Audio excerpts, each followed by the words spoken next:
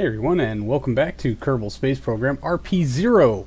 We are out on the launch pad back at Earth today with our brand new, absolutely massive RAX.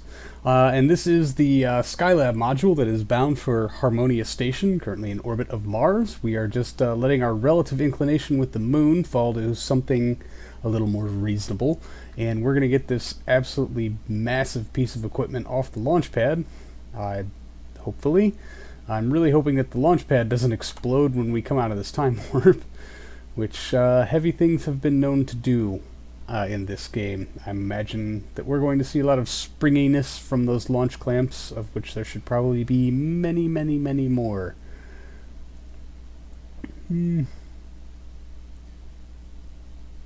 Well, 0.35. I mean, really 0.25 is about as good as we can get here at Cape Canaveral. Alright, 0.27. Let's let the bounciness ensue as soon as my computer decides to apply physics to this absolutely horrendously massive thing. There we go. And there's the springiness. Please don't touch the launch pad. SAS is on. Throttle is set to full. Ignition sequence start. All of those engines. That looks like a good light. Let's get the clamps off.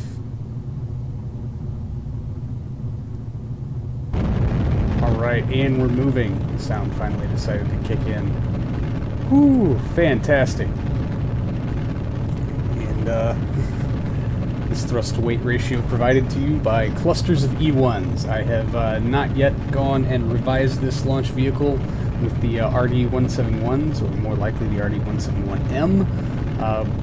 But I fully intend to do so, just to get the part count down and get some of this frame rate thing back. But wow, this thing really moves. Please don't tell me we lost an engine. It's hard to tell. There's just so many. Alright, I need to start this gravity turn and paying some close attention. This is the first actual flight for this thing. We've done one simulation with a test weight. Oh no, this isn't good. Well now, looks like when you stuff 100 tons on the top of it in something that's a little bigger of a package, it goes all cattywampus. Oh good. Alright, I'm gonna try to battle with this thing and see if we can get it to an altitude that doesn't act quite so ridiculous I can't talk and fly this thing at the same time. So hopefully I will see all of you in orbit. So I have to say I'm a little taken back by this. This was not an issue that was nearly this prevalent in testing. And as well, while I'm reviewing here the footage in post, it does look like the weak joint is between the core stage and the upper stage. Although this might be that we just started our gravity turn a little too low. It could also be that the weak joint is between the primary tank on the core and where it kind of flares out and gets bigger. So it looks like we might be taking this back to the VAB for a redesign. And if you haven't guessed by the fact that I haven't sped up this footage already and let you just watch this thing flop around like a wet noodle on its way all the way to orbit, that a very predictable outcome is what's about to happen here as we veer suddenly very hard off our prograde vector. Aerodynamic forces take it. Boom, boom, boom, boom. The core stage entirely survived. Until just now. Yeah. Shit.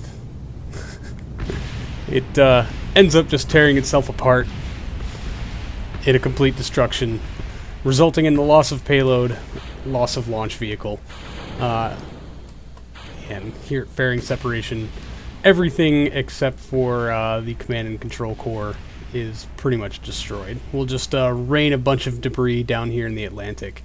I'm glad that made it. I am glad that made it.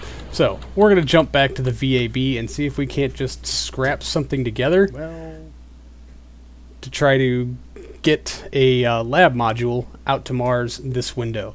Now, we had this RA9 with the URAV model Charlie already built. This is the rover that we sent to Venus.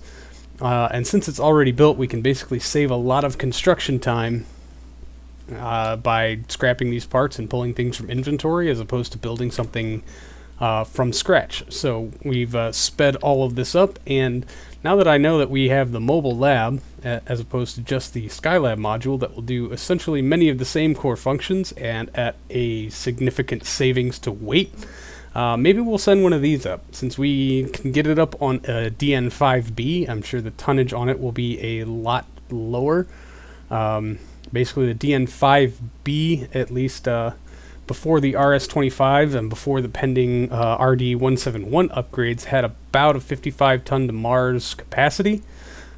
So as long as we can stay under 55 tons or so, or maybe we can try to push it open a little further, although I don't think we'll need to.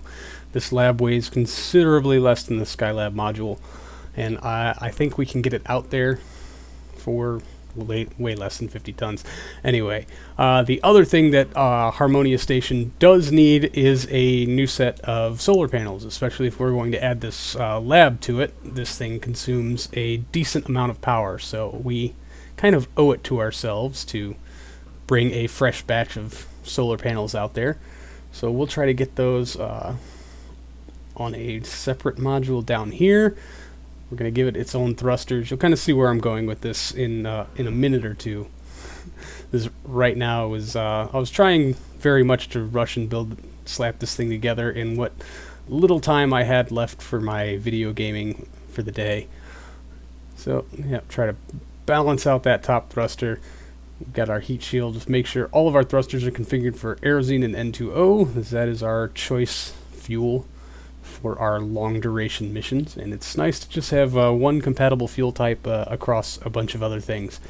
Anyway, we would like to be able to detach this solar panel module pod thing and dock it someplace where it's not going to be in the way or blocked by other things. So we'll give it a couple of those radial ports, another little fuel tank on the bottom. We can use it for storage, but this does require that we kind of reposition our thrusters, make sure that they can be effective still and still get good clearance. Orange. I will just paint them orange, nice and bright. We can see them, we won't confuse them for other things. Yeah, well, not that bad, and this way the solar panels probably won't be getting in the way of stuff. But we should probably move them over so that they're not going to be interfered with by whatever is docked at the other end of those docking ports. That would be a good thing too, wouldn't it? Alright, so we'll save it temporarily. Let's try to angle these solar panels, get them a little bit more, at least facing to true, I guess is the term I'm looking for. And this is a very simple, very easy design.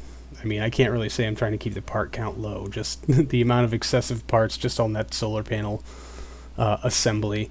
And maybe for the AJ-10 Advanced as opposed to a single service propulsion system, although I'm not entirely sure on that. This is basically a disposable tug. We still have our old tug out there.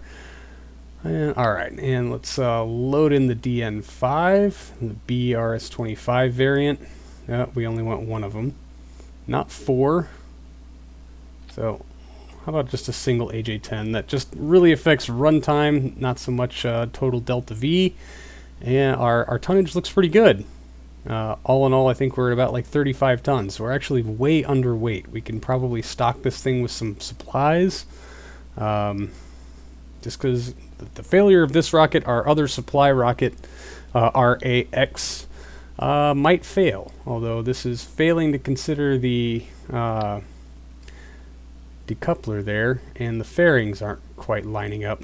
But anyway, I will deal with that on my own. Thank you so much for joining me. I really do appreciate it.